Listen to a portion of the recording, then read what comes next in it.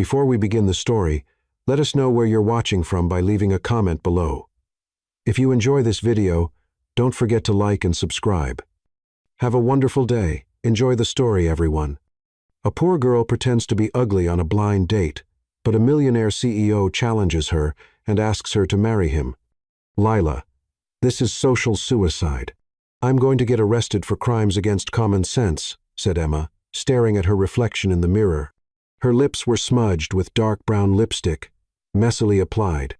Her cheeks were far too pink. The large orange glasses covered half her face, and the messy bun on top of her head looked like it had been done by a hurricane in a hurry. On the bed, Clara was trying not to laugh as she applied crooked eyeliner. You look amazing, just the way my mom would never imagine. And remind me again, why am I going on a blind date with a billionaire CEO in your place? Because I love my boyfriend, and I'm way too much of a coward to tell my parents that. So you're going instead. Scare the guy off for me and get a fancy dinner out of it. It's what we call a win-win.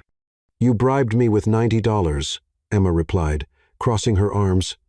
That's what I call emotional blackmail. Oh, come on. You said yourself you needed the cash. All you have to do is show up, say a few weird things, and you're done. A guy like that will run the second you say your first awkward hello. Emma said. For months, she had been juggling culinary school, working part-time at bakeries, pulling night shifts at a cafe, and selling sweets on the street. On top of that, she was taking care of her sick mom and trying to pretend life was under control. A little extra money and a free 5-star dinner didn't sound too bad. Promise me that if this goes wrong, you'll defend me when your mom finds out. I'll defend you with claws, teeth, and blue eyeshadow. Emma took a deep breath. This is going to end in disaster. Or in free wine at a fancy restaurant, Clara replied with a grin. Minutes later, Emma got out of the taxi in front of a 5-star restaurant on the Upper East Side. She was wearing a puffy sleeve dress that looked like it came from a costume thrift store, low shoes with colorful socks, and the same messy bun on her head. When she walked in, a waiter hesitated slightly. Name? This is Lila Dart, she answered automatically. She blinked. Shoot. She almost forgot the act. Right this way, please. In a quiet corner of the dining room, a man was waiting. Dark, spotless suit, hands folded on the table, an expression that looked both bored and completely in control. He stood up as soon as he saw her. Tall, elegant, with a face that looked like it had been sculpted by a Renaissance artist. Emma swallowed hard. Of course he has to look like a cursed prince from cable television. Miss Lila? He asked, reaching out his hand. That depends. If you're selling encyclopedias, I'm her twin sister. James raised an eyebrow and gave a small smile. James Carter. I don't sell encyclopedias, just companies. Emma shook his hand and sat down, cringing at the loud sound her dress made against the leather chair. And I just sell desserts in little jars. I guess we're even. He looked at her with curiosity. So, you sell desserts? And you're Ambassador Dwart's daughter? Emma froze for a second. Yes, but I was raised by very free-spirited nannies. I grew up learning the value of a good chocolate truffle. James nodded slowly. Admirable. The waiter arrived with the menu. Emma scanned it and whispered, Is there anything that comes in a jar? I recommend the salmon with passion fruit reduction, the waiter offered. Reduction? I like my passion fruit in full force. If you've got something that explodes with passion fruit, let me know. James laughed for the first time. I think I'll have the same as her. She glanced at him, suspicious. You like passion fruit explosions? I like women who are real, even when they look like they walked out of a psychedelic musical. Emma squinted. Was that a compliment? Still deciding, he replied, amused. Emma decided to step up her game. I snore. I talk in my sleep, and I have existential crises about ants. Fascinating. I love eccentric people, he said seriously. She leaned forward. I'm way too ugly for you. You should go out with someone prettier. I've dated pretty women. I'm tired of them. I want someone truly ugly. She froze. That made no sense. Why are you doing this? Are you messing with me? James set the menu down and looked straight at her. On the contrary, I'm enjoying this. It's rare to meet someone who actually surprises me. Emma crossed her arms. Suspicious. You're either a psychopath, or you've got some very weird kink. Neither, he answered calmly. But maybe I just have a thing for people who don't try to impress me. Her eyes widened. Dinner moved along at an unusual pace. Emma was making up stories about her rebellious childhood in the Patagonian desert. She said she was an expert at recognizing pigeons by their accents, and that her greatest talent was whistling songs from the 1932nd. Instead of pulling away, James seemed more and more intrigued. "You are one of a kind," he said as he tasted dessert. "Dessert? I like that. I'm a rare piece, one of a kind, undervalued in the market of normal people," she said, resting her chin on her hand. "But you seem like an executive who knows exactly what he'll be doing 10 years from now. Is that a bad thing? It's boring. You strike me as the type who even schedules your dreams. Maybe that's why I'm here. Someone told me you were surprising." Emma choked on her water. "Who told you that? Your mother, or rather, Lila's mother?" he said with a slight smile. Her eyes widened. He knew? No? Impossible. "Oh, she talks too much," she said, trying to keep her cool. "But I'm just a simple girl with big ambitions and questionable taste in clothes." James looked at her for a few seconds. "I like you. Like this." Emma raised an eyebrow. "Like what?" "Strange, unexpected, completely different from the norm." She laughed. "Good to know I'm standing out." He leaned in a little. "Would you have dinner with me again?" Emma nearly choked again. When James asked about a second date, she had spent the entire evening trying to be as strange as possible, and he still wanted to see her again. "Are you serious?" she asked, adjusting her orange glasses that kept slipping. "Completely serious," James replied with that smile that was starting to make her nervous. "In fact, I have a proposal for you." Emma frowned, suspicious. "What kind of proposal?" James leaned back in his chair, studying her with eyes that seemed to see more than she wanted him to. "You're trying to look unattractive on purpose, aren't you?" Emma froze. She tried to keep a straight face, but her cheeks were getting warm. "I don't know what you're talking about." "I always dress like this," she lied nervously, fiddling with her messy bun. "Emma," he said gently, for the first time using her real name instead of Lila. "I built an empire by observing people. I know when someone's putting on an act." Her eyes widened. How did he know her real name? I don't. The smudged lipstick. Done on purpose. The glasses that clearly aren't your prescription.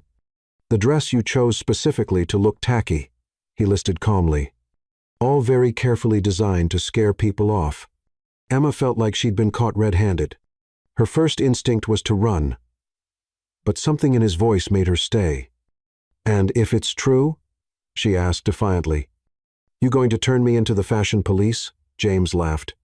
A real laugh that made something shift in her stomach. "On the contrary, I thought it was brilliant and fun." "Fun?" Emma couldn't believe what she was hearing. "Very. It's been a long time since someone surprised me like this." He leaned forward. "That's why I want to make you a bet." "What kind of bet?" 3 dates. You can show up however you want. Do whatever you want to scare me off. If you manage to make me give up, I'll pay you $5,000. Emma nearly fell off her chair. $5,000? That's right. But if I don't give up by the end of the 3rd date, you tell me the truth about who you really are. Emma was quiet for a few seconds, processing the offer. $5,000 would solve a lot of problems. It could cover her mom's doctor visits, the overdue bills, maybe even let her cut back on work to focus on her studies. But at the same time, something about this man made her uneasy, like he could see through every one of her masks. "Why would you do this?" she asked. "Because you intrigue me. And because it's been a long time since I met someone who didn't want something from me. How do you know I don't want anything?" "Because you're doing everything you can to push me away," he said simply. "Most women do the opposite." Emma bit her lip, thinking, it was a tempting offer, but also a risky one. What if he found out too much? What if things got out of hand? "Can I set a few rules?" she asked finally. "Of course. First, you can't look into my personal life. Second, the dates have to be in public places. Third, If I say I want to leave, you let me go. No questions asked. Agreed, he said right away. Anything else? Emma thought for a moment. One more thing. You have to promise you won't try to kiss me or do anything romantic. This is just a social experiment. James smiled, and this time the smile reached his eyes. I promise I won't do anything you're not comfortable with. She held out her hand. Then, we have a deal, Mr. Carter. He shook her hand, and Emma felt a jolt of electricity shoot up her arm. She quickly pulled her hand back. So, when's the second date? She asked, trying to sound professional. Tomorrow night. There's a street food festival in Central Park. Seems like the kind of place where you'd feel comfortable being weird. Emma nodded, already planning in her head how to take her character up a notch. Perfect. I'll show you what being truly unbearable looks like. I'm looking forward to it, James said. And for the first time, she realized he meant it. In the cab ride home, Emma took off her orange glasses and rubbed her eyes. What on earth had just happened? She had gone on the date planning to be rejected, and somehow ended up with a $5,000 deal to keep being rejected. And worst of all, for one brief moment, when James had smiled for real, she had completely forgotten she was acting. When she got home, Clara was waiting anxiously in the living room. Well, how did it go? Did he run off after 10 minutes? Emma flopped down on the couch, still trying to process everything. Not exactly. What do you mean, not exactly? Emma, you looked like a psychedelic scarecrow. He liked it, Emma said, still in disbelief. And he asked for 2 more dates. Clara's eyes widened. He liked it? What kind of person likes someone dressed like a psychedelic scarecrow? Apparently, James Carter, Emma sighed. Clara, I think I got myself into something way bigger than I expected. Why? What happened? Emma told her about the 3-date proposal and the $5,000. Clara's jaw dropped. $5,000? Emma, that's a fortune. You have to say yes. He already did, Emma replied. But there's something strange about him. It's like he knew exactly what I was doing from the start. Maybe he's just really smart. Or maybe he's a charming psycho, Clara shrugged. Either way, $5,000 is $5,000. Emma nodded. But part of her couldn't stop thinking about the way James had looked at her when he said she intrigued him, like she was a puzzle he wanted to solve. And the most unsettling part was that for a brief moment, she had wanted to be solved. That night, Emma stayed up late, planning her strategy for the second date. She needed to be even weirder, even more unbearable, because the more she thought about James Carter and his mysterious smile, the more she realized she was in dangerous territory. $5,000 was a lot of money, but she was starting to suspect she might end up paying a much higher price than she expected. Emma spent the whole afternoon getting ready for the second date like it was a military operation. This time, she went all in. A pink and purple striped jumpsuit from a thrift store, bright yellow rain boots, 3 beaded necklaces in wild colors, and a straw hat with fake flowers glued on. Oh my God, Emma, you look like a rainbow exploded, Clara said, watching her friend apply green eyeshadow and blue lipstick. Perfect. If this doesn't make him give up, nothing will, Emma replied, putting on a 3rd coat of mascara that made her eyelashes look like spider legs. Are you sure you even want to win this bet? Clara asked, frowning. Honestly, it seems like you're trying a little too hard. Emma paused and looked at her friend in the mirror. Of course I want to win. It's 5, 0. Clara, enough money for me to stop worrying for a few months. But what if you're starting to like him? Impossible, Emma said too quickly. I barely know him. And he's, I don't know, too rich, too polished, completely out of my world. Sometimes the most unlikely people are the ones who surprise us the most, Clara said, but Emma was already heading out the door. The street food festival in Central Park was packed. Families wandered between food stalls, couples shared churros, and groups of friends tried exotic dishes. Emma felt completely out of place in her over-the-top outfit, but she tried to stay confident. She found James near a Mexican taco stand. He was wearing a light blue dress shirt and dark jeans. Casual for him, but still flawless. When he saw her approaching, his face lit up with an amused smile. Wow, he said, looking her up and down. You've really outdone yourself. You look like a flamingo that decided to go hippie." Emma crossed her arms, pretending to be offended. "It's European street fashion. You clearly don't understand artistic innovation." "Clearly, I'm very old-fashioned," he said, pretending to be serious. "Forgive me for not recognizing genius when I see it." They started walking through the stalls. Emma had planned to be even more eccentric than on the first date, so she began commenting on everything with ridiculous observations. "Look at those hot dogs," she said, pointing to a stand. "I bet they have inferiority complexes for being served in cheap buns. I always talk to my food before eating it to thank it for its sacrifice." "Very noble of you," James replied with a straight face. "I imagine that causes some awkward moments in fancy restaurants. Once, I got kicked out of a nice place for saying a 5-minute prayer to a grilled fish she made up. The waiter thought I was having a breakdown." James laughed out loud, a genuine laugh that made a few people turn to look at them. "You're impossible," he said, shaking his head. "Now you're getting it," Emma replied, pleased. They stopped at a crepe stand. Emma ordered one with Nutella, banana, and marshmallow, while James went for something simpler. While they waited, she started dancing awkwardly to the background music. "This is the traditional dance of my people," she said, moving her arms in an uncoordinated way. "And who are your people?" James asked, clearly entertained. "The people who can't dance but try anyway." He laughed again, and Emma felt something stir in her chest. Making someone laugh like that felt good. Really good. When their crepes were ready, they found a bench near the lake to sit and eat. Emma kept up her quirky comments but started noticing that James didn't just laugh. He also came up with clever and funny remarks of his own. "Look at those ducks," he said, pointing toward the lake.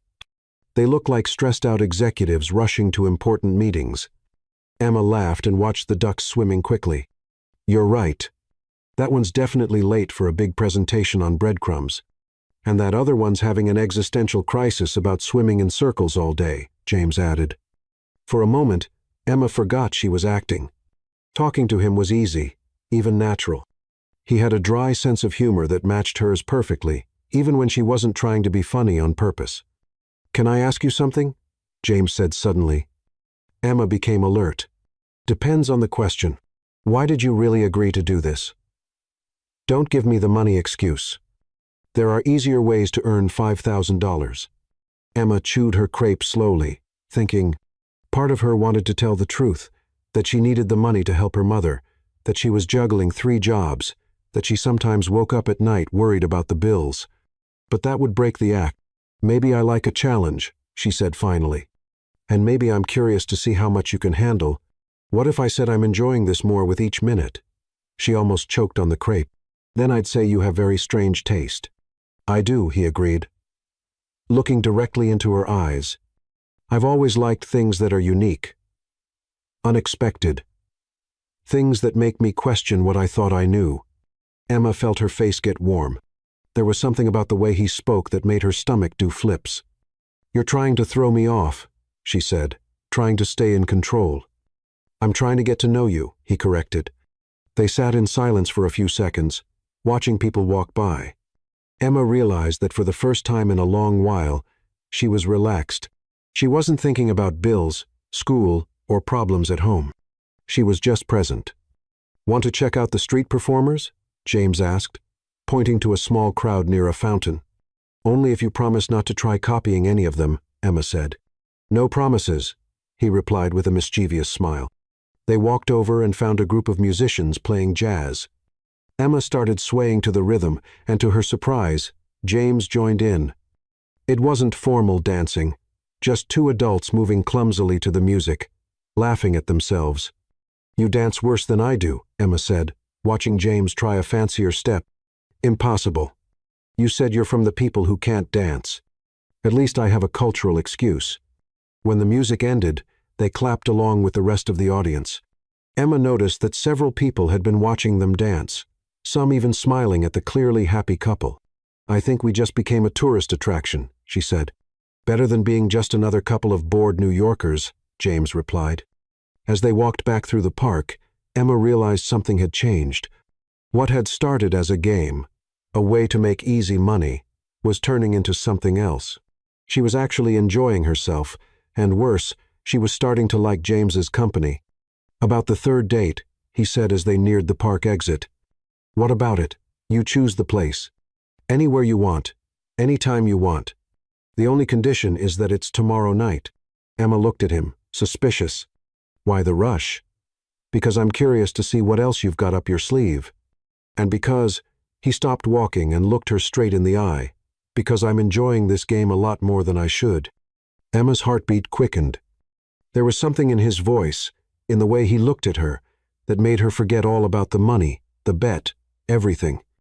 "I'll think about it," she said, trying to keep her composure. "Great. But Emma, yes. Thank you for today. It's been a long time since I've had this much fun." As the taxi took her home, Emma took off her straw hat and leaned her head against the window. Her plan to be unbearable was failing miserably. Worse than that, she was starting to care what James thought of her.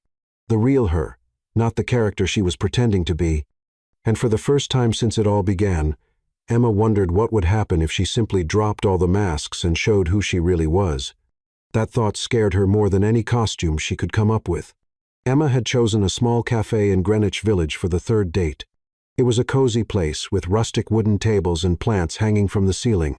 She arrived 10 minutes early, wearing an orange vintage dress with blue polka dots, striped socks, and 2 mismatched shoes.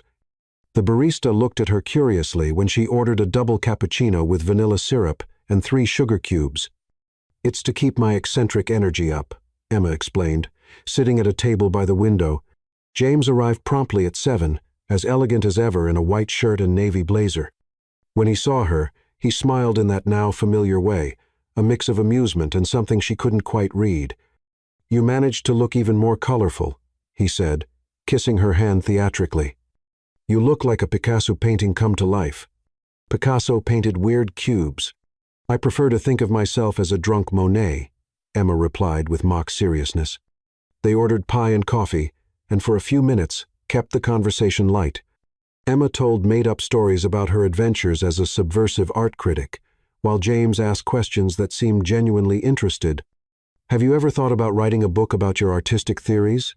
he asked, slicing into his apple pie. "I've started one. It's called How to Annoy Sophisticated People in 10 Easy Street Eps," Emma answered without missing a beat. "It would be a bestseller," he said, and she almost believed he meant it. That's when Emma noticed a woman approaching their table, tall, blonde, dressed in a designer outfit that probably cost more than Emma's rent for 3 months. She had that polished kind of beauty that comes with weekly manicures and a personal trainer. "James," the woman said with a smile that didn't reach her eyes, "what a surprise to see you here." James looked up, and Emma noticed his expression change slightly. It wasn't fear or embarrassment, more like quiet resignation. "Isabel," he said calmly. "Emma, this is Isabel Langston." "Isabel, Emma." Isabel held out her hand to Emma with a smile that was anything but friendly. "So, you're the artist everyone's been talking about," she said, stressing the word artist like it was something unpleasant. Emma shook her hand, immediately sensing the tension in the air. "Artist is a generous word. I think of myself more as a public disturbance," she replied, trying to keep the tone light. Isabel gave a cold laugh. "How interesting. And how long have you two known each other?" "A few days," James answered before Emma could speak. "Oh, a few days," Isabel repeated, as if that explained something. James has always had peculiar tastes. I remember when he went through a phase of collecting street art. It lasted about a month. Emma felt a flash of irritation. She didn't like being compared to a phase. "And you?" Emma asked, deciding to push back. "What kind of art do you enjoy?" "Real art," Isabel replied, smiling sweetly but with venom. "Paintings that actually have value. Not those youthful expressions by people who sell candy on the street." Emma's blood ran cold. How did Isabel know about the candy? James was watching the exchange closely but didn't step in. That made Emma even more uncomfortable. "Excuse me," Emma said, trying to keep her voice steady. "Oh, I'm sorry," Isabella replied, finding innocence. "I thought you knew. People talk. New York may feel like a big city, but social circles are small. especially when someone different shows up on the radar. "Isabel," James said at last, his voice carrying a warning tone. "What?" "I'm just making conversation," she said, but her eyes sparkled with malice. It's so rare to see James with someone so authentic, someone who actually has to work for a living. Emma felt her face grow hot. The implication was clear. Isabel knew exactly who she was and was trying to expose her in front of James. "Well," Emma said, forcing a smile, "at least my job helps make people's day a little sweeter." "Literally." "How noble," Isabel answered. "And creative too.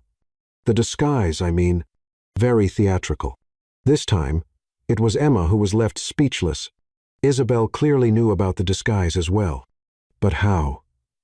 James was still watching, and Emma started to wonder if he was enjoying this or if he had planned the whole thing.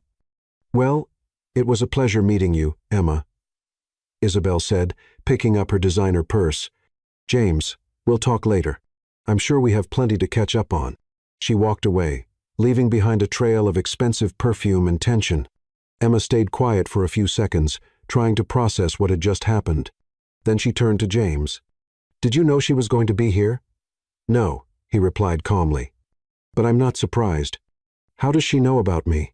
About the sweets? The disguise?" James sighed and leaned back in his chair.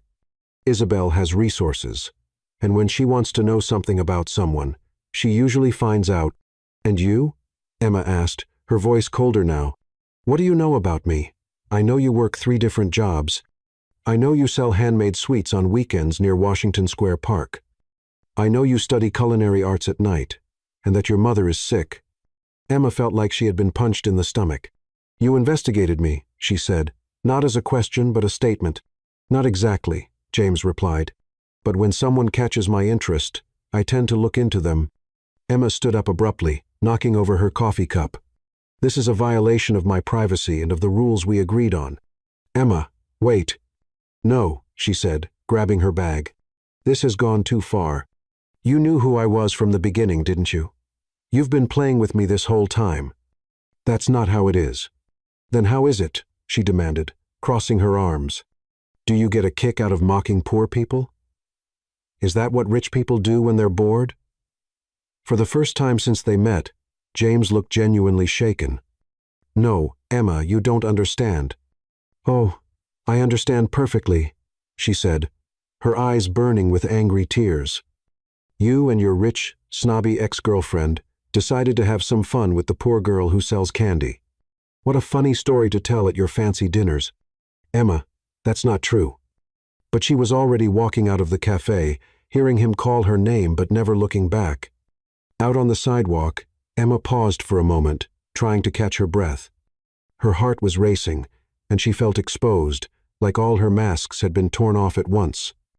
The worst part was that for a few moments over the last few days, she had started to believe James might actually be interested in her, that he saw something special in her despite all the ridiculous disguises.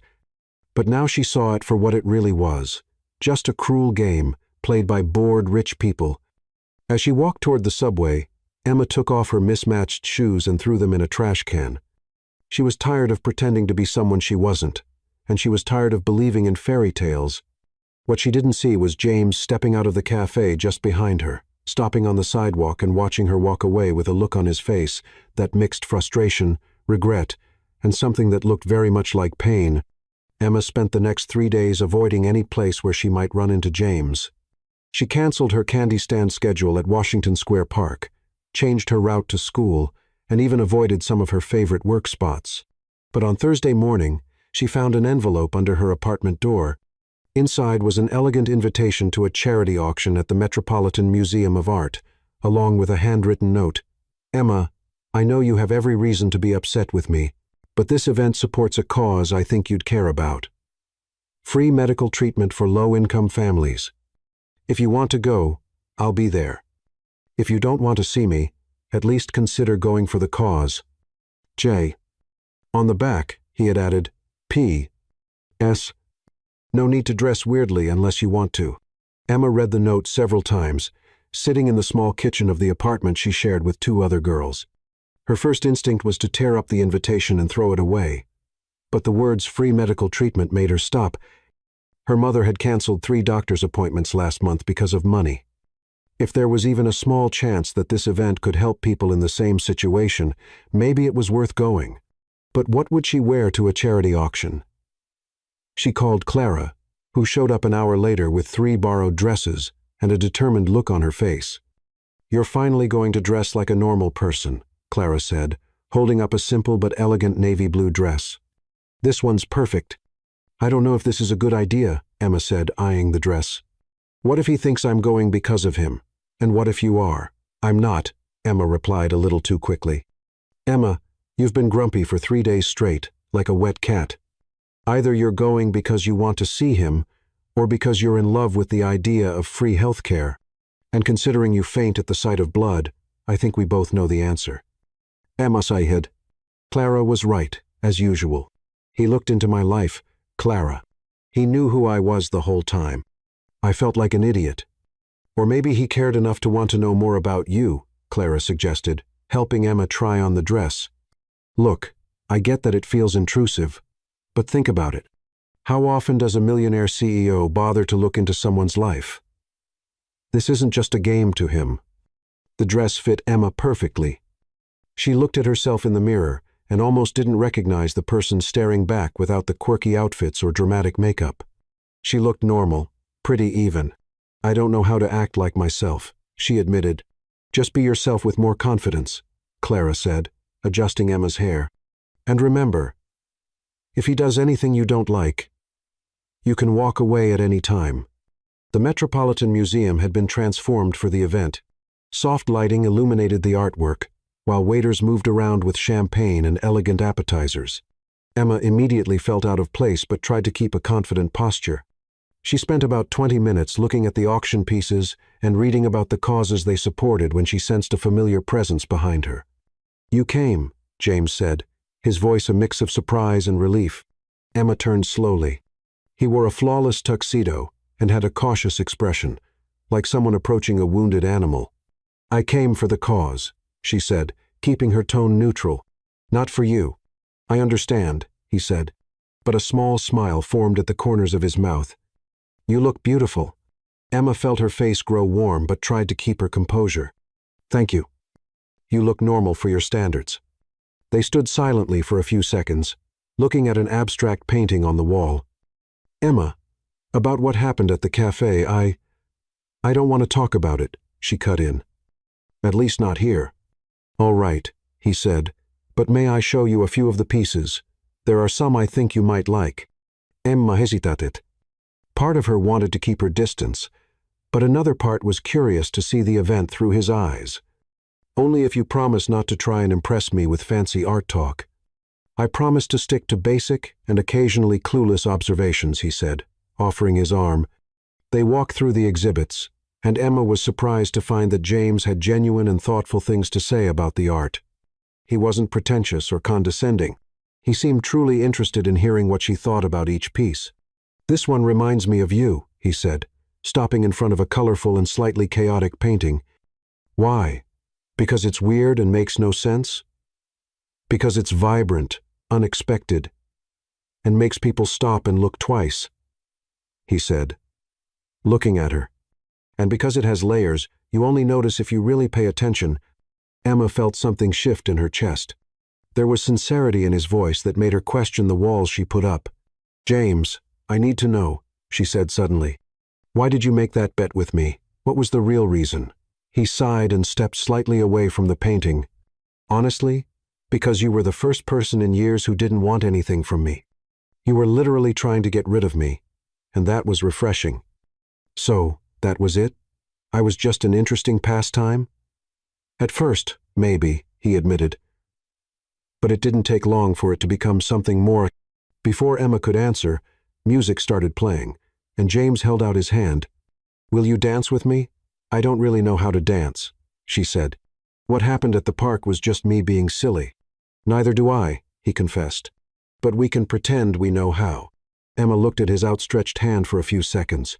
She knew saying yes would be risky, that it meant letting her guard down even more, but there was something in his expression that made her want to try. "One dance," she said, taking his hand. "Just one." They moved to the small area that had been set up as a dance floor. James placed one hand on her waist and held the other with his. Emma could feel the warmth of his body through the thin fabric of her dress. "You're not stepping on my feet," she noted, trying to keep the mood light. Not yet, but the song just started. They danced in silence for a few moments, and Emma found herself relaxing in his arms. It was different from the casual hugs she gave her friends. There was an intimacy to it that made her feel both nervous and at ease. "Emma," James said softly, his voice close to her ear, "about Isabel. She was trying to get under your skin because she knows you mean something to me." Emma looked up to meet his eyes. "How could she know that when I don't even know?" "Because she's known me a long time, and she knows I've never brought anyone I really cared about to places where she might show up." Emma's heart sped up. There was something in the way he spoke that made her defenses start to fall.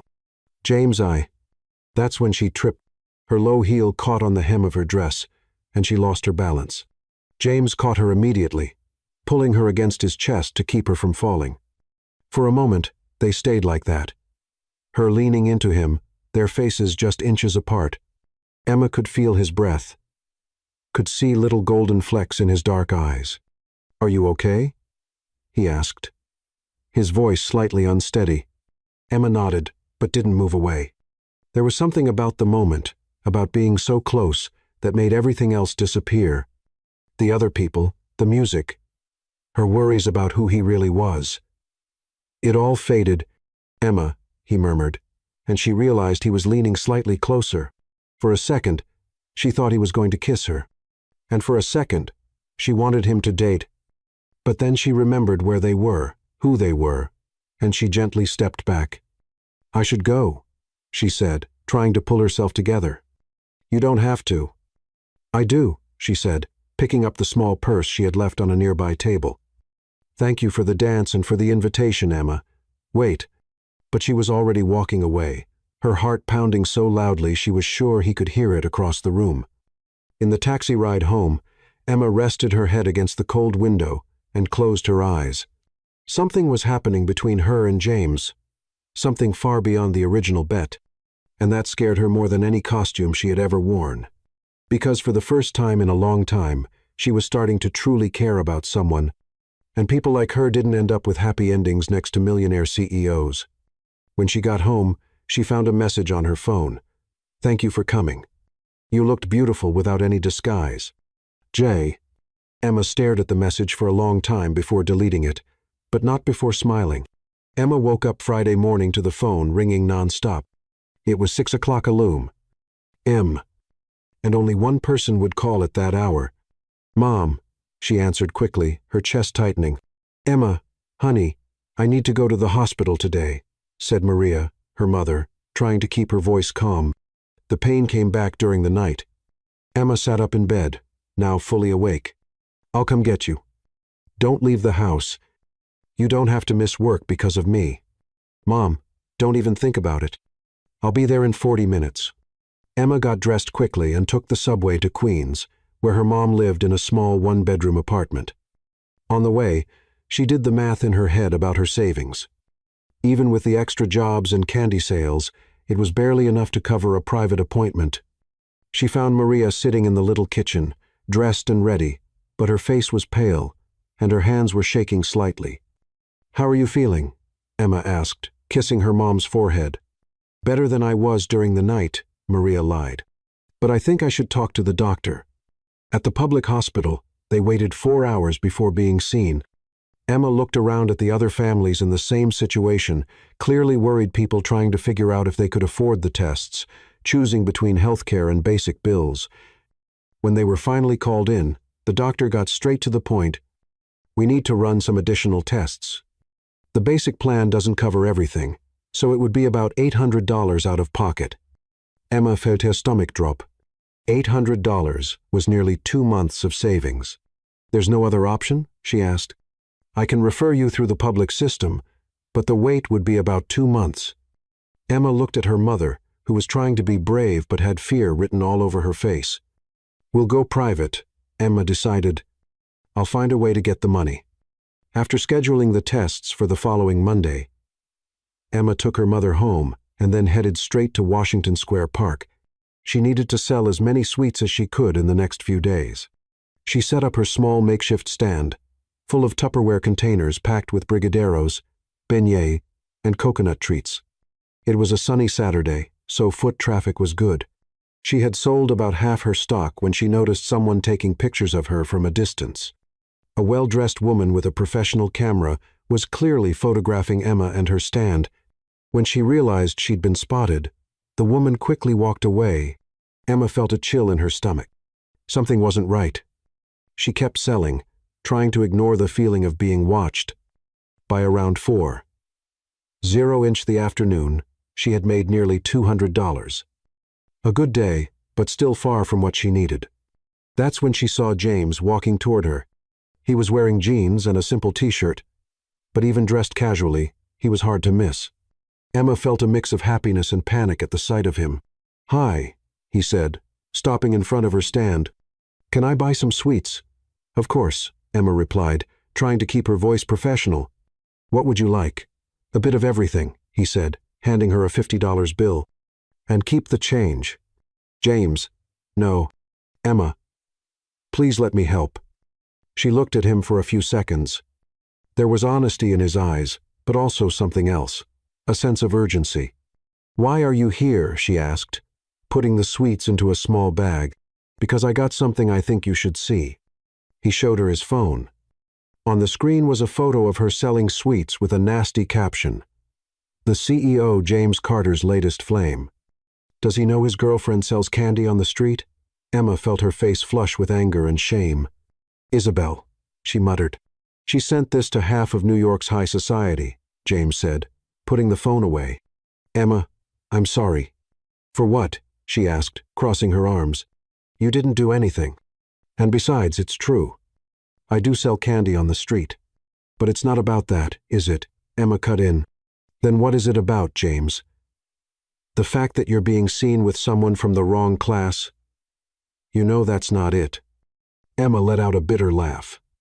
"Do I? Because every time we're together, I feel like I'm being tested. First, you make a bet with me like I'm some kind of project. Then I find out you looked into my life.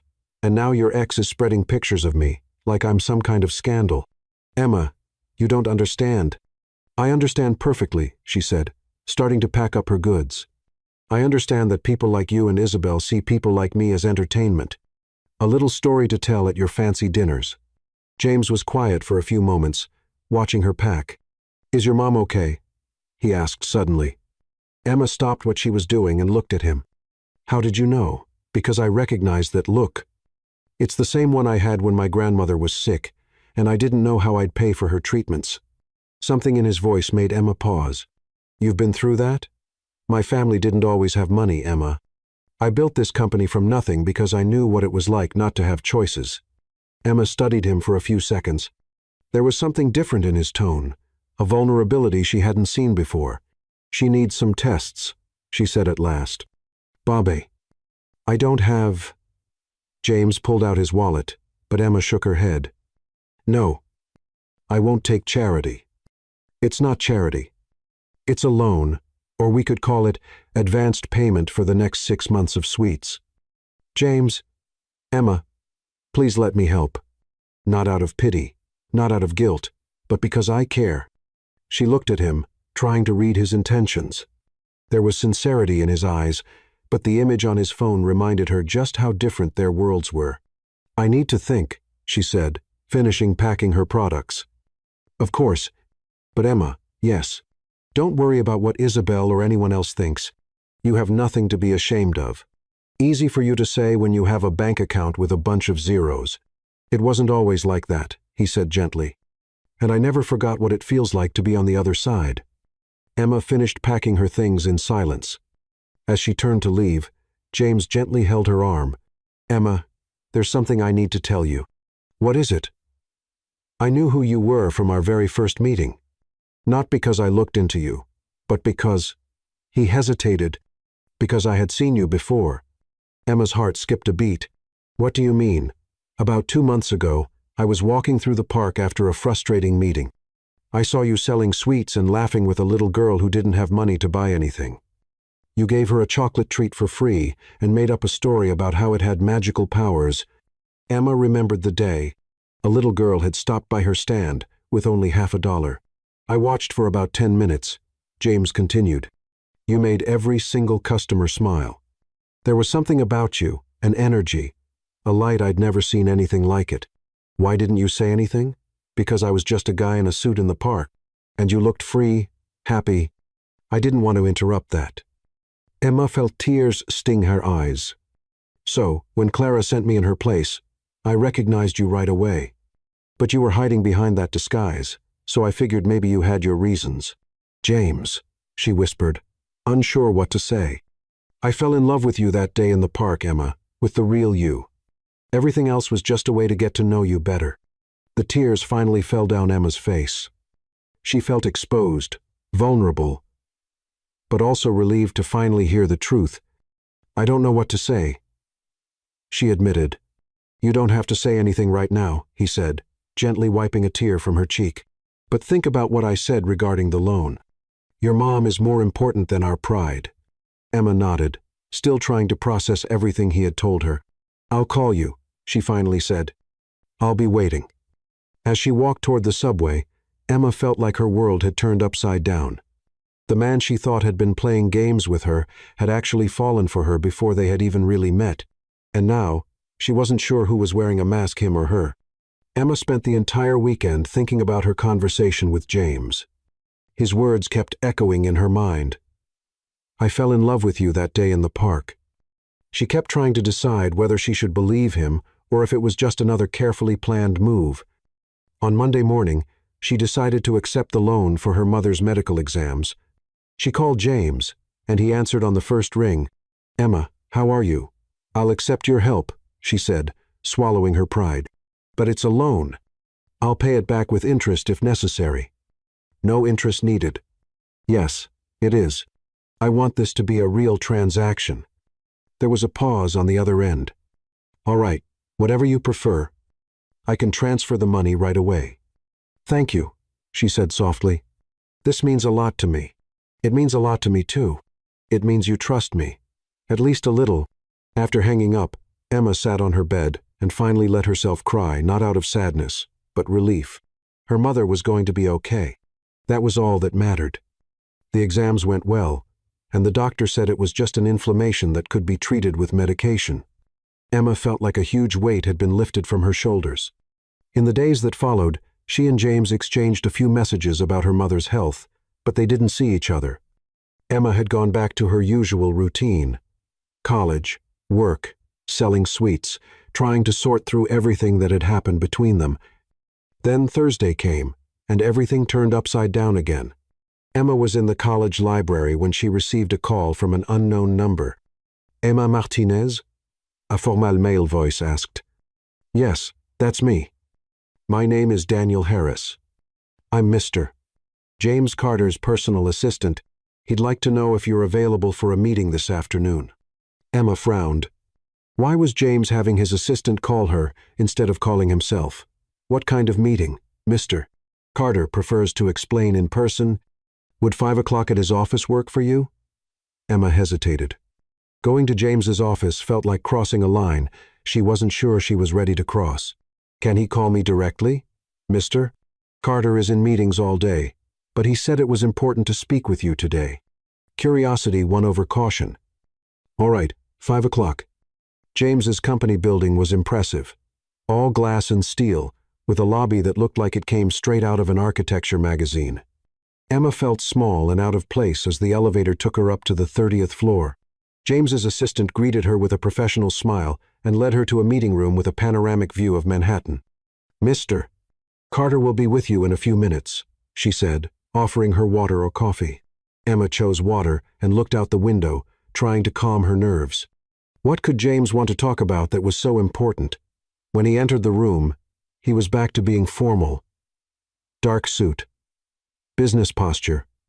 But there was something different in his eyes, a kind of hesitation she wasn't used to seeing. Emma, thank you for coming, he said, closing the door behind him.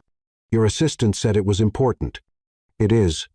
He sat down across the table, putting a formal distance between them. "I have a proposal for you." Emma raised an eyebrow. "Another bet?" "Not exactly." James laced his fingers together on the table. "It's more like a job." "What kind of job?" James took a deep breath, as if preparing for something difficult. "My grandmother is very sick. The doctors say she doesn't have much time, and she has this obsession. She wants to see me married before she dies." Emma felt her stomach sink. "James, what are you suggesting? She's coming to stay with me for a week. I need someone to pretend to be my fiancé." The silence in the room was deafening. Emma looked at him like he had lost his mind.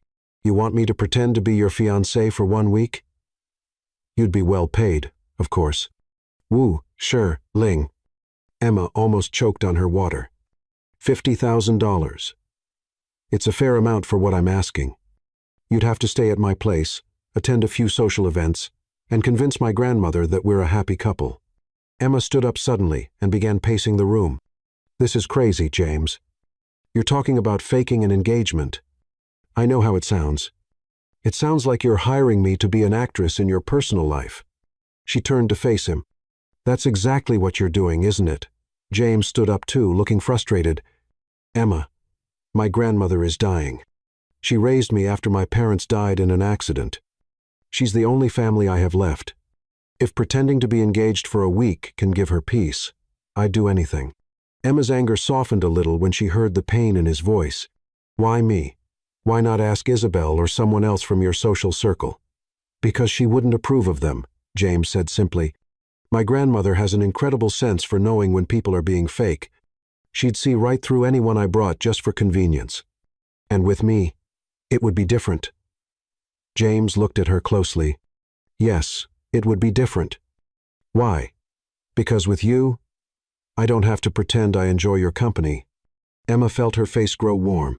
There was a sincerity in his voice that left her unsure of what to say. "James, this is all way too complicated. We barely know each other." "I know, but you're the only person who can help me with this." Emma sat back down, trying to process the proposal. $50,000 would solve all her financial problems. She could stop working so many hours, focus on school, take better care of her mother. What kind of social events? A few dinners, maybe a charity event. Nothing too complicated. And where would I stay? I have a house in the Upper East Side with separate bedrooms. You'd have complete privacy. Emma bit her lip, thinking, "Can I ask a few questions?" "Of course. First, does your grandmother know about our unusual situation?" "She doesn't know anything about the bets or the strange dates. As far as she knows, we met and fell in love." "Second, what if she doesn't believe us? Then we do our best. And at least she'll know I tried." "Third, what happens after the week?" James hesitated for the first time. "After the week, we go back to our normal lives." There was something in the way he said that which made Emma feel he wasn't being entirely honest. But maybe that was just her imagination. "I need time to think." "How much time?" "Until tomorrow." "It's a big decision." James nodded. "Of course. But Emma, yes. Thank you for at least considering it. I know it's a lot to ask." Emma grabbed her purse and headed to the door. Just before leaving, she turned around. "James, your grandmother. She really means a lot to you." "Everything," he answered without hesitation. "She means everything to me." That night, Emma called Clara and told her about the proposal. Clara was silent for a few seconds before bursting out. $50,000 to pretend to be a fiancé for a week? "Emma, you have to say yes." "It's not just about the money, Clara. It's complicated." "What do you mean complicated? What if I start to believe it's real? What if I actually fall in love?" Clara was quiet for a moment. "Oh," she finally said, "you're already falling for him?" "No, I'm not," Emma replied. "Emma, you're afraid of pretending to be his fiancée because deep down you're afraid you won't want to pretend anymore." Emma didn't answer. Clara had hit the mark. What should I do? Say yes to the proposal, but this time, go in with your eyes open. No masks, no games. Just be yourself. What if everything goes wrong? What if everything goes right?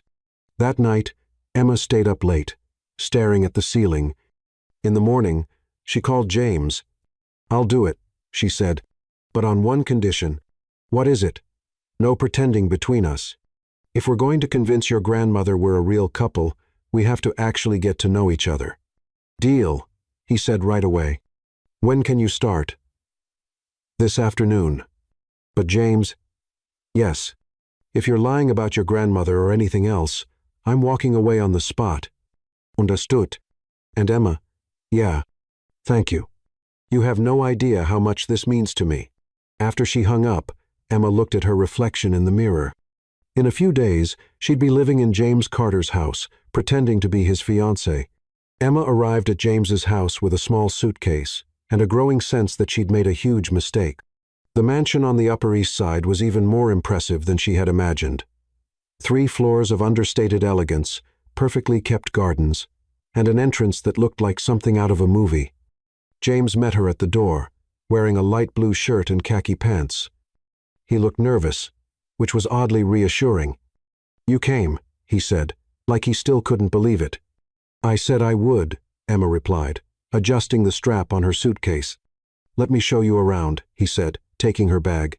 "My grandmother arrives tomorrow morning." The house felt like a private museum.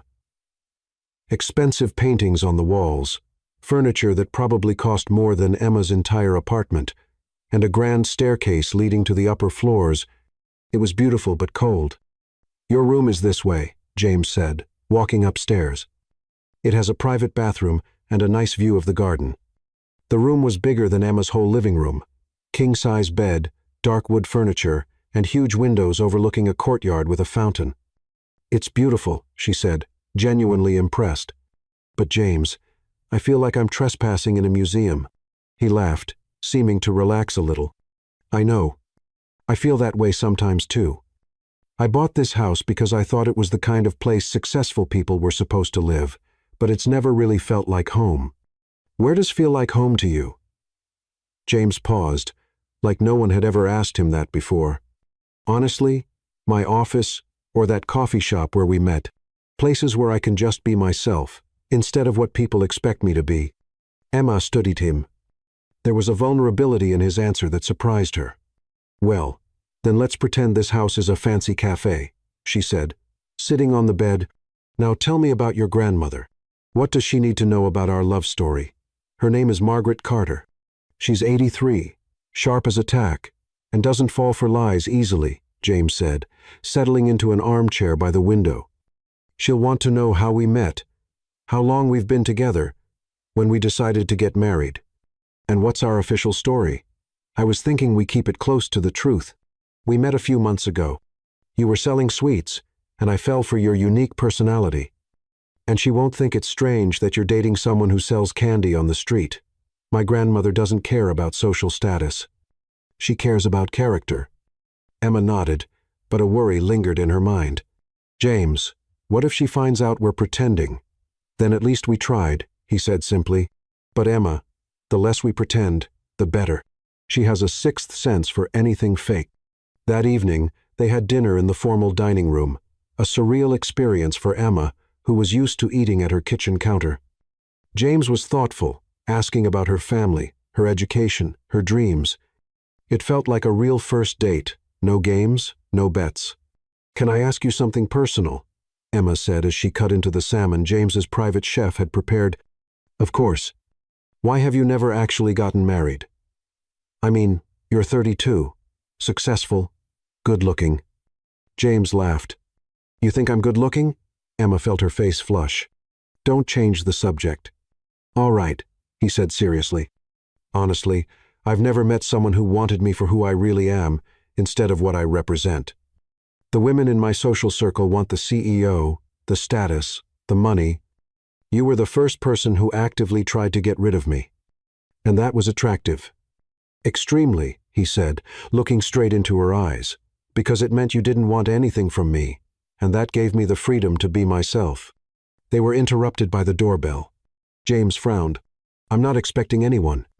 A few minutes later, the housekeeper walked to the dining room with a slightly uncomfortable look. "Mr." Carter, Miss Isabel Langston is here. She says it's important. James sighed. Let her in. Isabel entered, wearing a black designer dress and a look that was a mix of curiosity and irritation. When she saw Emma, her lips curved into a smile that was anything but friendly. James, darling, she said, kissing his cheek possessively, I need to talk to you. It's about tomorrow. Tomorrow? The Whitmore Foundation charity event. Did you forget you confirmed as my guest? Emma felt her stomach drop. James looked genuinely surprised. Isabel, I didn't confirm anything. And besides, I can't go. My grandmother's arriving. Your grandmother will understand. This event is important for business. Isabel glanced at Emma, like she was an inconvenience. I'm sure your friend will understand. Actually, Emma said, standing up, his fiancée won't understand. Silence fell instantly. Isabel's eyes widened. Excuse me? Emma looked at James, who seemed surprised but not unhappy about the announcement.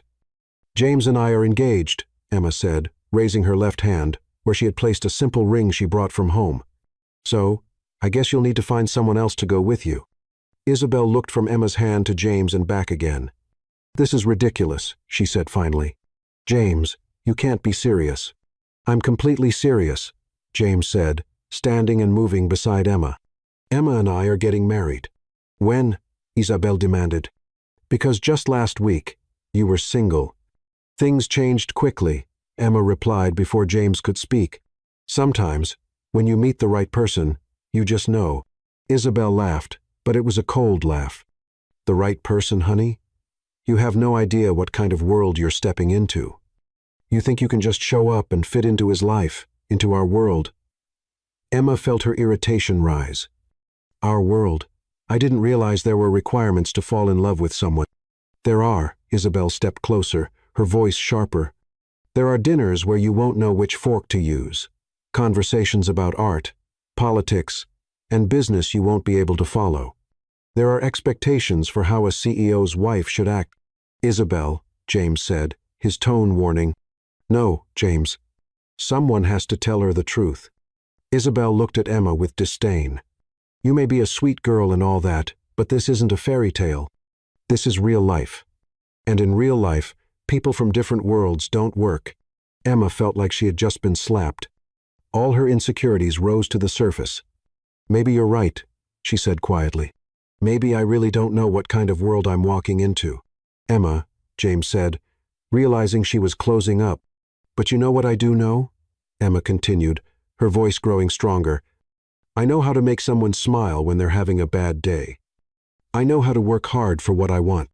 And I know how to recognize someone genuine when I see them. She turned to Isabel. And you, Isabel, what do you know how to do besides wear expensive dresses and put other people down to feel important? Isabel was speechless for a few seconds. You've got guts, I'll give you that, she finally said.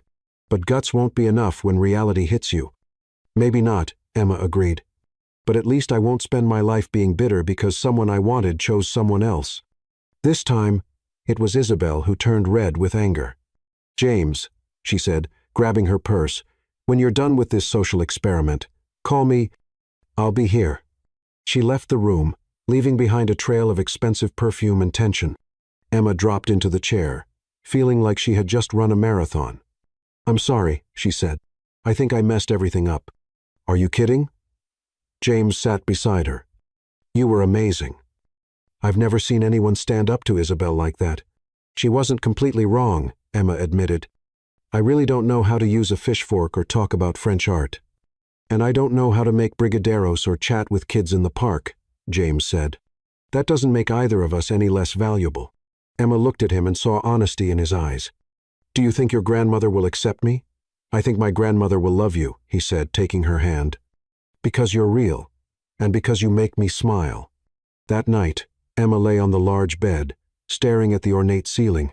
Tomorrow, she would meet Margaret Carter and have to convince her that she was the right woman for her grandson. The problem was, she was starting to believe it might be true, and that scared her more than any confrontation with Isabel. Margaret Carter arrived on a sunny Saturday morning, driving herself in a black sedan that looked older than Emma. James had warned her that his grandmother was independent, But Emma hadn't expected to see an 83-year-old woman step out of a car, carrying 2 suitcases and refusing any help. "Grandma, at least let me carry that," James said, rushing to meet her. "My arms work just fine, thank you," Margaret replied, though her voice held warmth. "Now, introduce me to this young woman I've heard so much about." Emma stepped down from the porch, wearing a simple navy blue dress and trying to steady her nerves.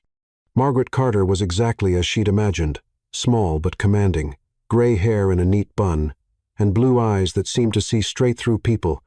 "Grandma, this is Emma Martinez," James said, placing his hand on Emma's back. "Emma, my grandmother, Margaret. It's a pleasure to meet you, Mrs. Carter," Emma said, reaching out a hand. Margaret studied her for a few seconds before ignoring the handshake and pulling Emma into a hug. "None of this, Mrs. Carter business. Call me Grandma Margaret, like the rest of the family," she said, stepping back to get a better look at Emma. "So, you're the young woman who managed to tame my impossible grandson." Emma laughed nervously. "I'm not sure I tamed anyone. I think he might have tamed me." "Oh, she's clever," Margaret said to James. "I like her already." Over lunch, Margaret asked about everything: Emma's family, her studies, how she met James, and her future plans. Emma answered as truthfully as she could, leaving out only the details about bets and make-believe. "So, you sell sweets you make yourself?" Margaret asked, slicing her grilled salmon. "Yes, I learned from my mom when I was little. It's a family tradition," Emma said. "It's not very glamorous, but it helps pay for school." "Glamorous?" Margaret laughed. "Dear, I grew up on a farm. I used to wake up at 5 the morning to milk cows before school. Honest work is never something to be ashamed of." James watched the exchange between the two women with an expression Emma couldn't quite read. It was something close to hope. "James told me you lost your parents when you were very young," Emma said, turning to Margaret. "I did. He came to live with me when he was 8. He was a stubborn, proud little boy, always trying to prove he could do everything on his own," Margaret said, looking at James fondly. "Some things never change." "Grandma," James protested, blushing a bit. "What? It's true. You still struggle to accept help or admit you need anyone?" Emma looked at James, recognizing something in the description. She had trouble accepting help, too. After lunch, Margaret suggested a walk in the garden. Emma was nervous, but James discreetly took her hand, giving her a quiet sense of reassurance. "You've got hands that work," Margaret noted, noticing the gesture. "I like that. Hands that make things always have good stories." They sat on a bench near the central fountain. Margaret closed her eyes and turned her face toward the sun. "You know, Emma, I was worried James would end up single and bitter," she said suddenly. "He's always been so focused on work, so controlled. But ever since he started talking about you, there's a lightness in him I haven't seen in years." Emma felt her heart speed up. She looked at James, who was watching the fish in the fountain with a thoughtful expression. "He's a good man," Emma said, realizing she meant it.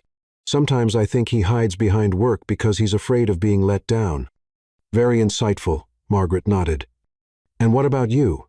What are you afraid of?" The question caught Emma off guard. "I'm afraid of not being enough," she admitted. "Of always reaching for something just out of my grasp." "Ah," Margaret said gently, taking Emma's hand. "Dear, if James chose you, it's because you are more than enough.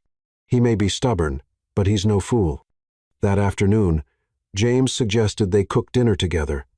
Margaret insisted on helping, despite his protests. "Grandma, you should rest." "Nonsense. Cooking is relaxing. Besides, I want to see how you two work together." The mansion's kitchen was bigger than Emma's entire apartment, with professional appliances she barely knew how to use. But when James started chopping onions and Margaret began preparing spices, Emma felt at home. "James, you're cutting those onions like they're diamonds," Emma said, taking the knife from his hand. "Let me do it." "I do know how to chop onions," he protested. "I know you do. But you're making the pieces too perfect. For a stew, they should be a little uneven." Margaret watched the exchange with interest. "She's right, James. You've always been too much of a perfectionist, even in the kitchen." As they prepared a simple stew, Margaret's choice, Since she said she was tired of chef food, Emma noticed how much James relaxed in the kitchen. He laughed at Margaret's stories about his childhood, made fun of his own limited cooking skills, and seemed genuinely happy. "Emma," Margaret said while seasoning the stew, "can I ask you a personal question?" "Of course." "Do you love my grandson?" The question dropped into the kitchen like a bomb. James stopped chopping carrots and looked at Emma, waiting. Emma felt her face grow warm. How could she answer that? Technically, it was all pretend, but the feelings she had developed for James were very real. She began, then looked at James and decided to be honest. "Yes, I do." Something changed in James's expression when she said that, a mix of surprise, relief, and something else she couldn't quite read. "And you, James?" Margaret asked. "Completely," he said without hesitation, still looking at Emma. "I'm completely in love with her." Margaret clapped her hands. "Wonderful. Now let's finish this stew before it burns." But Emma could hardly focus on the food.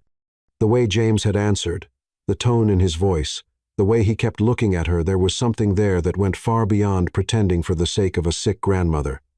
During dinner, Margaret shared stories about James as a child. How he used to build imaginary businesses with toy blocks.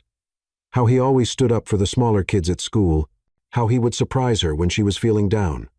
"One time, when I was sick with pneumonia, he sold all his toys to buy flowers for me," Margaret said. "He was 9. He said flowers would help me get better faster." Emma looked at James, who seemed slightly embarrassed but smiled. "I still like giving flowers to people who matter," he said, looking at Emma. After dinner, they sat in the living room. Margaret said she was tired, but Emma noticed she was still quietly observing how she and James interacted when they thought no one was watching. "Well," Margaret finally said, standing up, "I think I'll head to bed. It's been a long trip." She kissed James on the forehead, then walked over to Emma. "Thank you for dinner." She whispered in her ear, "It's been a long time since I've seen my grandson this happy. You're good for him." When Margaret went upstairs, Emma and James were left alone in the room. The silence between them was heavy with everything that had been said during dinner. "You lied to her," James finally said. Emma felt her stomach sink. "About what?" "When you said you love me," James said. "Because if it was a lie, it was the most convincing lie I've ever heard." He stepped closer. "But if it was the truth?" Emma looked at him, her heart pounding. "What if it was the truth? Then everything changes," he said, now standing right in front of her. "Because I wasn't lying when I said I'm in love with you." This time, when he leaned in, Emma didn't pull away. The kiss was gentle at first, hesitant, as if they were exploring unknown ground. But when Emma kissed him back, deepening the moment, James pulled her closer. When they finally broke apart, both were breathless. "Is this real?" Emma whispered. "As real as anything I've ever felt," James said, resting his forehead against hers. And for the first time since it all began, Emma wasn't wearing any kind of mask. Emma woke up on Sunday with a strange feeling in her chest. The kiss from the night before had changed everything between her and James. But it had also made things more complicated. She was pretending to be engaged to a man she was actually falling in love with, and she no longer knew where the acting stopped and the real feelings began. She went downstairs to the kitchen and found Margaret already up, sipping coffee and reading the newspaper. "Good morning, dear," the older woman said. "Did you sleep well?" "Yes, thank you." Emma lied, pouring herself some coffee. "You're up early." "Old habits. Back on the farm, we always got up with the sun." Emma sat at the kitchen table, a smaller, cozier table than the formal one in the dining room. "Can I ask you something?" Margaret said suddenly. "Of course. Are you two really engaged, or is this just an act for a sick old lady?" Emma nearly dropped her coffee cup. She looked at Margaret, who was watching her with those sharp blue eyes. "I don't know what you mean." Margaret chuckled softly. "Dear, I raised James. I know all his expressions, every little gesture. And you two are trying too hard to look like a settled couple." Emma felt her face grow warm. "What do you mean?" "Couples who've been together for months don't look at each other with that mix of longing and hesitation. They don't touch like they're still discovering how, and they're definitely not surprised when the other says, 'I love you.'" "Of slacks." Emma looked down at her cup, unsure what to say. "But you know what?" Margaret went on. "I don't mind. You two may be pretending to be a couple, but the feelings are real. You can't fake the way you look at each other. Mrs. Carter. Margaret." She corrected. "And there's no need to explain. James must have his reasons for putting on this act. It probably has to do with his habit of trying to solve everything on his own, but I can tell he really cares about you." Just then, James walked into the kitchen, hair tousled and wearing a casual t-shirt. "Good morning," he said, heading straight for the coffee machine. "Are you two already up to something?" "Just talking about women," Margaret said innocently. "Emma, you should tell him about that offer you got." Emma's eyes widened. "What offer?" "Oh, right," she improvised. "The offer?" James turned, alert. "What offer?" Margaret smiled at Emma, clearly enjoying herself. "I'll leave you two to talk. I'm going to walk in the garden." After she left, James sat beside Emma. "What offer?" he repeated. "Your grandmother was testing our dynamic," Emma explained. "She knows. James. She knows we're not really engaged." James sighed and ran his hands through his hair. "I figured she'd find out. She's always been sharp. So, what now? Will she expose us?" "No. If she thought this was completely fake, she would have already confronted me. The fact that she's joking about it means she sees something real between us." They sat in silence for a moment, sipping their coffee, thinking over the conversation. "Emma," James said finally, "about last night, the kiss." "Yes," Emma replied, her voice cautious. "It complicates things." "Why?" "Because now I don't know what's real and what's pretend, and that scares me." James turned to face her fully. "Emma, I'm going to be completely honest with you. Last night was real. Everything I felt, everything I said, it was real. But what about later, when your grandmother leaves and we don't have to pretend anymore? Who said anything about pretending?" Before Emma could answer, James's phone rang. He looked at the screen and frowned. "I have to take this. It's MILLIONAIRE." He left the kitchen to answer, leaving Emma alone with her tangled thoughts. 15 minutes later, James returned, looking troubled. "We have a problem," he said. "What kind of problem?" "My family, not Grandma, the others, my uncles, cousins, the company board. They found out about our engagement." Emma felt her stomach sink. "How?" "Isabel. She told everyone she knows. And now they want to meet you officially." "What does that mean?" James sank into the chair. "It means they'll want birth certificates, information about your family, your education, your financial situation. They're going to look into everything. And when they find out I'm just a poor girl who sells sweets, they'll push me to break off the engagement," he said quietly. "They'll say you're after my money, that you don't fit into the family." Emma stood up abruptly. "So that's it? The act ends here?" "Emma." "No, James. I won't go through the humiliation of being investigated and judged by people who don't even know me. And I won't cause trouble for you with your family or your company. They don't matter to me." "But they should," she interrupted. "This is your life, your family, your business. I'm just a temporary actress in this story." James stood up and gently held her arms. "You're not temporary. Not to me. How can you be sure? We barely even know each other. Strip away all the lies and pretending. What's left? A few awkward dates and 3 days of playing a couple? It's about this," he said, pulling her closer. "It's about how I feel when I'm with you. How you make me laugh. How you challenge me. How you make me want to be a better man." Emma felt tears burning in her eyes. "And what if it's not enough? What if your family is right, and we really are from 2 different worlds? Then we'll build our own world." Before Emma could respond, Margaret appeared at the kitchen doorway. "Sorry to interrupt, but I just got an interesting call," she said with a serious expression. "It seems your cousin Robert is coming over this afternoon, James, and he's bringing a few other family members. They want to meet Emma officially." James muttered under his breath, "Grandma, I can explain." "No need to explain anything," Margaret said, surprising them. "But the 2 of you need to decide one thing. Are you going to face this together, or let others decide your future for you?" Emma looked between James and Margaret. feeling the weight of the decision. "How much time do we have?" she finally asked. "About 4 hours," Margaret replied. "Then," Emma said, taking a deep breath, "we'd better start preparing our story. The real one this time." James smiled for the first time since answering the phone. "Are you sure?"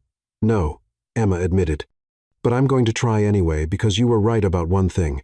What I feel for you is real, and that's worth fighting for."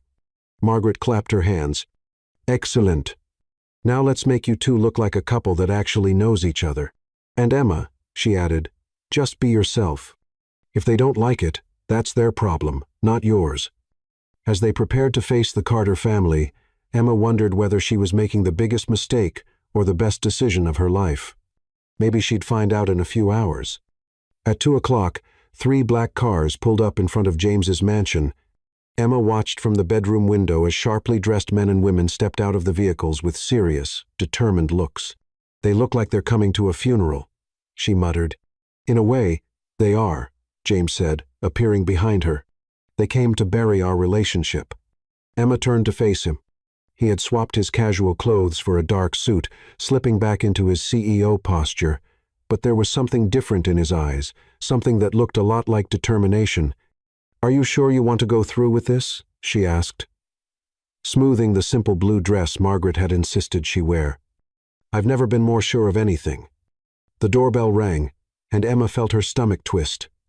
"Let's go," James said, offering his arm. "Time to meet the vultures." In the living room, 5 people were waiting for them. Robert Carter, James's cousin and the company's vice president, was a man in his 42nd with graying hair and a smile that didn't reach his eyes. Next to him was his wife, Linda, a thin woman wearing oversized jewelry. There were also 2 of James's uncles and an older woman whom Emma assumed was Aunt Clara. Margaret was already seated in the main armchair, watching the family with an amused expression. "James," Robert said, standing up, "good to see you. And this must be the famous Emma." "Emma Martinez," she said, extending her hand. Robert shook it a little too firmly, clearly trying to intimidate her. "So, Emma, tell us about yourself. James has been very private with your personal details. What would you like to know?" Emma asked, sitting beside James on the couch. "Well, to start, where did you study?" Linda asked, pulling a little notebook from her purse as if she were taking notes. "I'm studying culinary arts at Manhattan Community College," Emma answered honestly. "Community college?" Robert repeated, as if the words left a bad taste. "And your parents? What do they do for a living?" "My mother is a widow. She's been a seamstress her whole life. My father died when I was 16. He was an electrician." The silence in the room was awkward. Emma noticed the glances exchanged between family members. "And you work selling sweets on the street?" asked Aunt Clara, her voice dripping with disdain. "I work 3 different jobs to pay for school and help my mother. Selling sweets is just one of them," Emma replied, keeping her voice steady. "3 jobs?" Linda murmured, making a note. "And when would you have time for the responsibilities of a CEO's wife?" Before Emma could respond, James stood up. "That's enough," he said, his voice slicing through the air. "I won't let you interrogate Emma like she's some kind of criminal." "James, dear, we're just trying to understand," Robert said, feigning innocence. "After all, this is a very unexpected match." "Unexpected?" James laughed. But it was a cold laugh. "You know what's unexpected? Finding out my family is even more prejudiced than I thought." "We're not prejudiced," Linda protested. "We're practical. You have responsibilities, a social position to uphold. You can't just marry anyone." "Anyone?"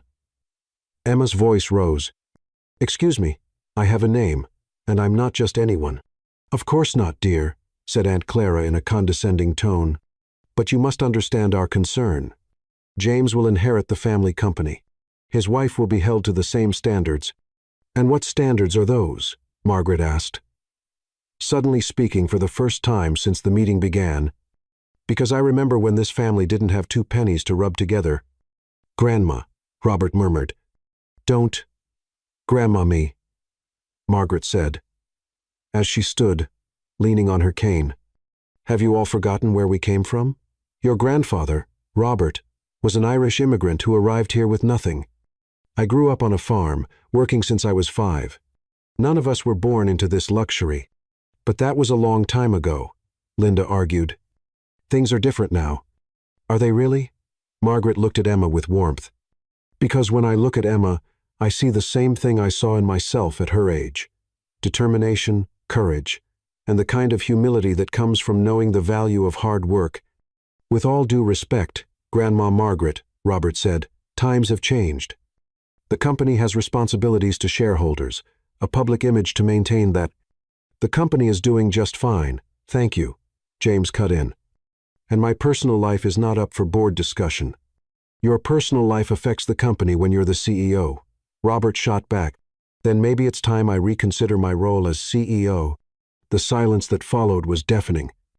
Emma looked at James in shock. James, what are you saying? She whispered. I'm saying that if my family can't accept the woman I've chosen, then maybe I've chosen the wrong family. Robert turned pale. You can't be serious. I'm completely serious, James said. Taking Emma's hand.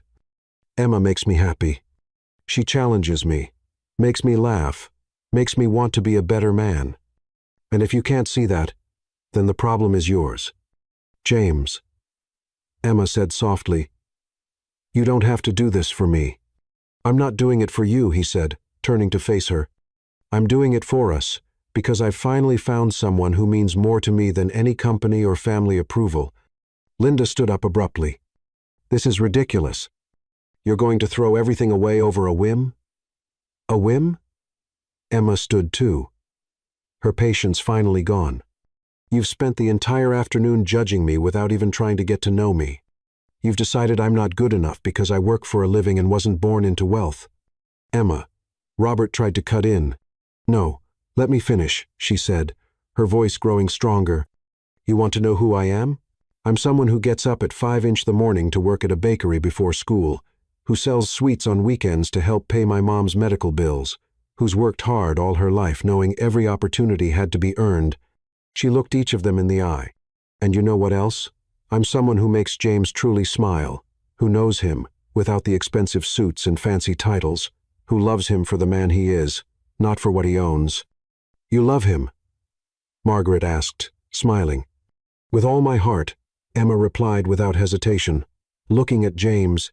Even when he's stubborn and controlling and thinks he has to fix everything on his own. James smiled, that real smile that completely changed his face. And I love you, he said, for your courage, your honesty, your strength, for making me feel like I can truly be myself. That's very touching, Robert said dryly. But love doesn't pay the bills or keep a company running, doesn't it? Margaret laughed. Robert, you're a fool. Love is exactly what makes the best companies work. Passion for what you do. Care for the people involved. Strong values. She stepped closer to James and Emma. And if you two really love each other, then I have just one question. What is it? James asked. Margaret pulled a small velvet box from her purse. Why haven't you done this properly yet? James looked at the box, then at Emma, who looked completely caught off guard. Grandma, this was your mother's ring, James said, opening the box to reveal a vintage diamond ring, simple but elegant. She told me to give it to you when you found the right person. James took the box with trembling hands and turned to Emma, who now had tears in her eyes. Emma, he said, dropping to one knee right there in front of his shocked family. I know we started this in a strange way. I know we still have a lot to learn about each other. But I also know that you're the best thing that's ever happened to me. He opened the box. Will you marry me, for real this time? Emma looked at him, on one knee in front of her, then at Margaret, who was smiling proudly, then at the rest of the family, still staring in disbelief. James Carter, she said, smiling through her tears, are you really proposing in front of the people who just spent an hour humiliating me? I am, he said, smiling too, because I want everyone to know I choose you. I will always choose you. Emma held out her left hand. Then yes, 1,000 times yes. James slid the ring onto her finger and stood to kiss her, a deep, passionate kiss that made Margaret clap and left the rest of the family even more stunned. When they pulled apart, Emma looked at the ring on her finger. It was perfect, not flashy, but meaningful. "Well," Robert finally said, his voice stiff. "That was unexpected." "James's whole life has been unexpected," Margaret said cheerfully. "And look how well he's done." Linda closed her little notebook. "I suppose. If this is truly what you want, James." "It is," he said firmly, wrapping his arm around Emma's waist. "And I hope you can respect that, Robert. Welcome to the family, Emma. I hope we can start fresh." "I'd like that," Emma said, surprising everyone with her grace. After the family left, promising to consider everything that was said, Emma, James, and Margaret sat in the living room, still taking it all in. "So," Margaret said, "when's the wedding?" James and Emma looked at each other. "Well," Emma said, "since we just got really engaged 10 minutes ago, maybe we should think about it." "How about next weekend?" James suggested. "Next weekend?" Emma's eyes widened. "Why wait?" He took her hand. "We already know we love each other. We already know we want to be together. So why wait?" Margaret clapped again. "I love it. A simple wedding, just close family and friends." Emma looked at the two of them, feeling like her life had flipped upside down all over again. "You two are crazy," she said, but she was smiling. "Totally crazy," James agreed, kissing her again. And for the first time since it all began, Emma wasn't pretending to be someone else. She was being exactly who she was, a hard-working girl who loved her family, who wasn't afraid to fight for what she wanted, and she was about to marry the man of her dreams. 1 week later, on a Saturday afternoon, the garden behind James's mansion had been transformed into a dream setting. Margaret had insisted on organizing everything herself, and the result was simply magical.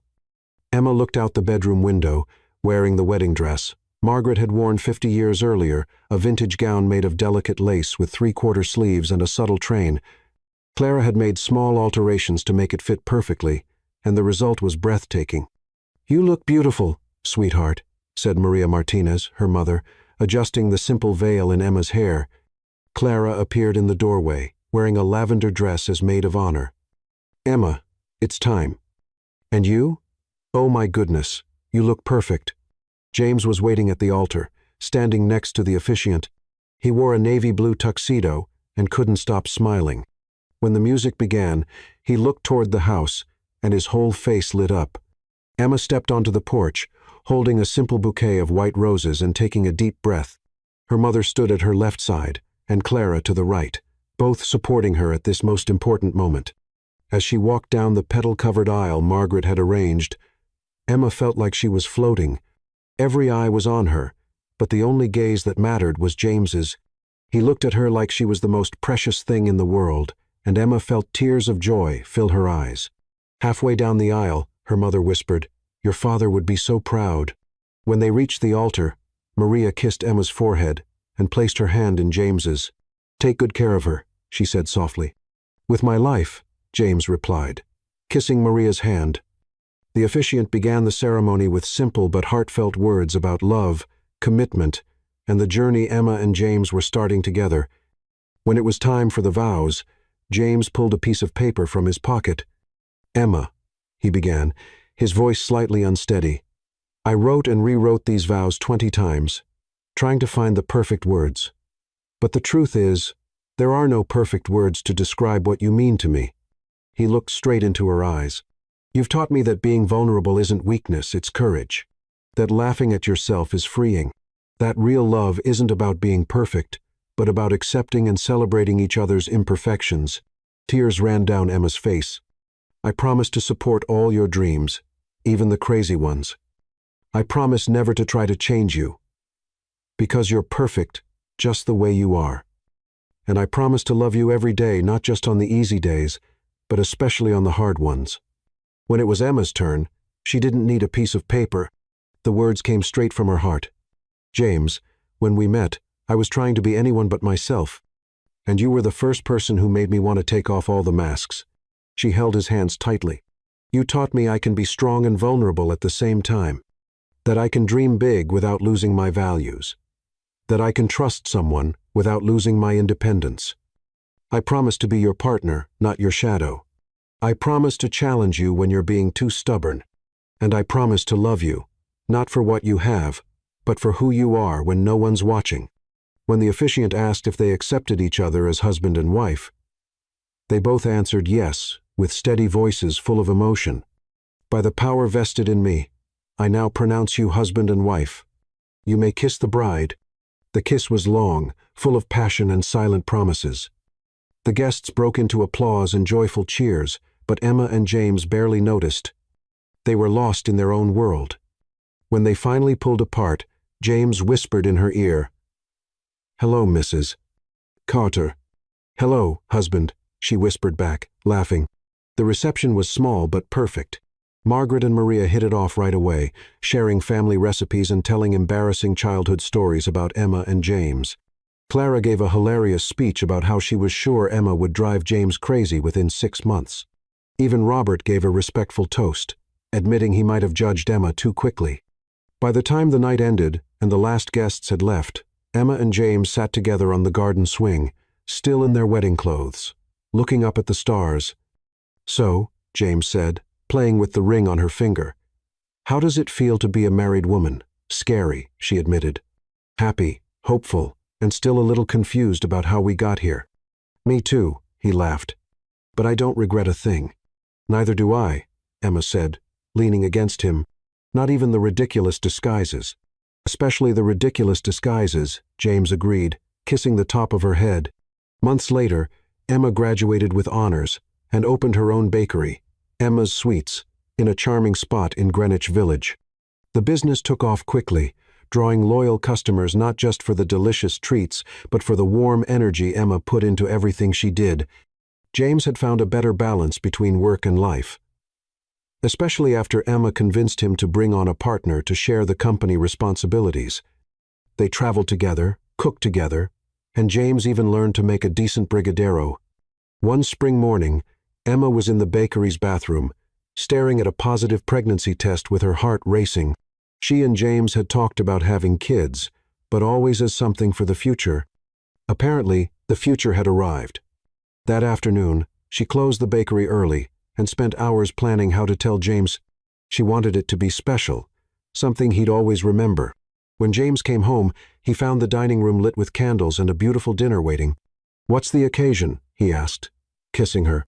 "I just wanted to do something special for my husband," Emma replied, trying to hide her nerves. During dinner, she was visibly anxious, and James noticed. "Are you okay? You seem nervous." "I am," she admitted, "because I have something to tell you." She got up and went to the kitchen, returning with a small box wrapped in blue paper. "A gift?" James asked, curious. "Open it." Inside was a tiny blue baby shoe and a note that read, "Daddy, I can't wait to meet you. Love, Baby Carter." James looked at the shoe, then the note, then at Emma, who was smiling with tears in her eyes. "Emma, are you pregnant?" he asked. "It's a boy. I'm 8 weeks along." James's face went through a whole range of expressions. Shock, joy, amazement, love. Before he stood up and pulled her into a tight hug. "We're really having a baby. We're having a baby," she confirmed, laughing and crying at the same time. James kissed her deeply, then knelt down and kissed her still flat belly. "Hi there, little one," he whispered. "It's Daddy. I can't wait to meet you too." Emma ran her fingers through his hair, feeling a wave of love so strong it almost knocked her off her feet. "Are you happy?" she asked. James stood and looked at her like she was the most precious thing in the world. "Happy, Emma? I'm over the moon." "Scared, but over the moon." "I'm scared too," she admitted. "But I know we're going to be good parents." "The best," he agreed, placing his hand gently on her belly. "And if this baby is even half as special as their mom, we're the luckiest people in the world." That night, lying in bed and making plans for the future, Emma thought about how much her life had changed since that first crazy meeting. She'd started out trying to get rid of a man and ended up finding her soulmate,